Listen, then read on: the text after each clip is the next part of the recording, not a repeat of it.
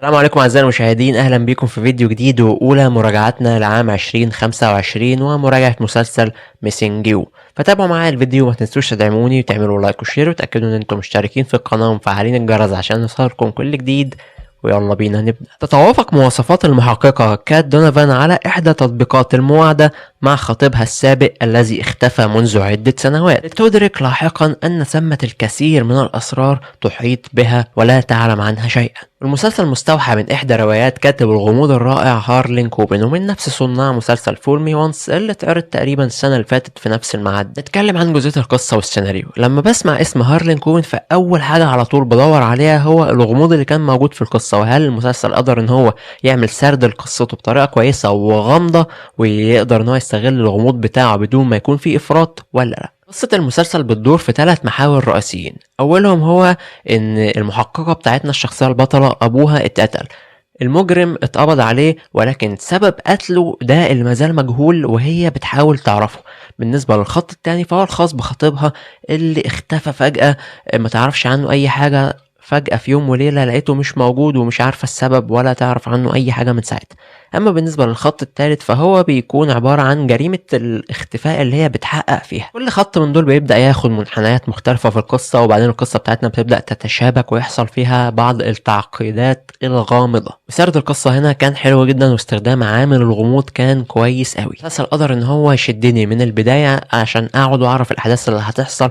نهاية كل حلقة بتبقى قوية جدا تخليك عايز تدخل في الحلقة اللي بعديها على طول. حاجة من ابرز نقاط القوة اللي كانت موجودة في المسلسل هو ان هو عرف يخفي اللغز بتاعه بطريقة حلوة جدا، وقدر ان هو يحط شبهات كتير على شخصيات موجودة كتير في المسلسل. دي حاجة تحيرك انت كمشاهد، تبقى مش عارف مين الطيب مين الشرير، مين المتورط في حاجة يعني جريمة حصلت، مين اللي مش متورط. كان في بعض التلاعب العقلي الكويس في المسلسل، والغموض اللي كان موجود قدر ان هو يكون فيه سرد كويس ليه. ولكن الاهم من ان انت تعمل قصة فيها غموض وانك تقدر تقدمه بشكل كويس وتعمل قصة، لازم بقى ايه في النهاية بتاعت المسلسل اللي انت بتقدمه تعرف ازاي تلم اي حاجة غامضة انت قدمتها في الاول، تعرف ازاي تقفل الموضوع من غير ما تسيب خطوط مش مقفولة او خطوط كانت موجودة عشان يعني اللي هو نعمل غموض وخلاص في افراط في استخدامه، او حتى انك تسيب لنا اسئلة من غير ما يتجاوب عليها احنا نبقى مش عارفينها. يعني تبقى خلصت مسلسل بتتفرج عليه وانت مش عارف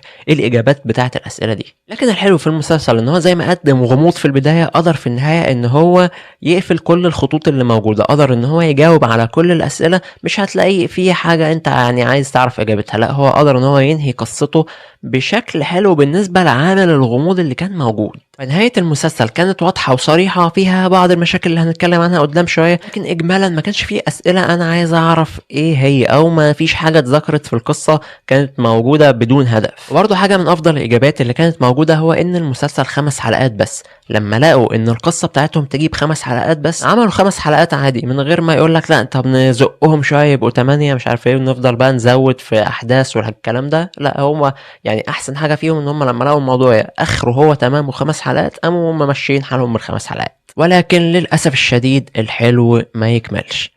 طبعا نتفليكس معروفة بالاجندات من البداية، وانت بيكون في اجندات موجودة معك، في بعض الاجندات النسوية، في شخصية برضو مش مظبوطة موجودة، وصولا للنهاية اللي بتكون عبارة عن اجندة بس. طب مش من اولها، مش من اول السنه كده يا جماعه، يعني ادونا براح، خلونا ناخد نفسنا، لان الواحد كل ما بيتفرج على حاجه لازم فيها اجندات، كل ما يجي يشوف حاجه لازم الاجندات محشوره معانا في كل حاجه.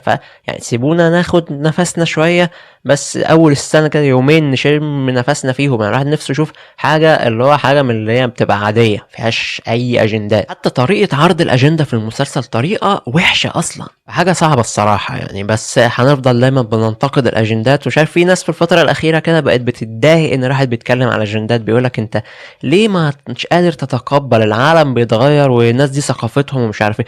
طب انت ايه المشكله عندك؟ يعني انت متقبل ثقافتهم ومتقبل ارائهم، ليه ما بتعملش ده عليا انا كمان وتتقبل رايي؟ يعني ليه هما بتتقبل رايهم عادي بس بتيجي عند رايي انا ولا اللي هو لا ما ينفعش بقى، ما لازم هتقبل رايهم عادي بس انت لا انت وحش. طالما انت شخص شخص متفتح كده بتقبل جميع الآراء، فيا ريت يعني تقبل رأيي أنا كمان. بالنسبة للأداء التمثيلي، فالأداء التمثيلي الموجود معانا هو مش أفضل نقاط القوة ومش أفضل حاجة موجودة، يعني الشخصيات معظمها هيبقى تمثيلها مقبول، بس مفيش حد اللي هو قدر إن هو يعمل أداء تمثيلي قوي ويغطي على باقي الناس اللي معاه. هم كلهم مجموعة متناسقة كده، كلهم بيقدموا أداء تمثيلي مقبول. بالنسبة للإخراج، فالإخراج هنا كان كويس في طريقة عرضه للغموض في القصة وطريقة إزاي إن هو بينهي كل حلقة بنهاية قوية جدا، ولكن هو كان فاشل جدا في النهاية وفي الأجندات اللي قاعد يعملها. تقييم المسلسل 6.5/10.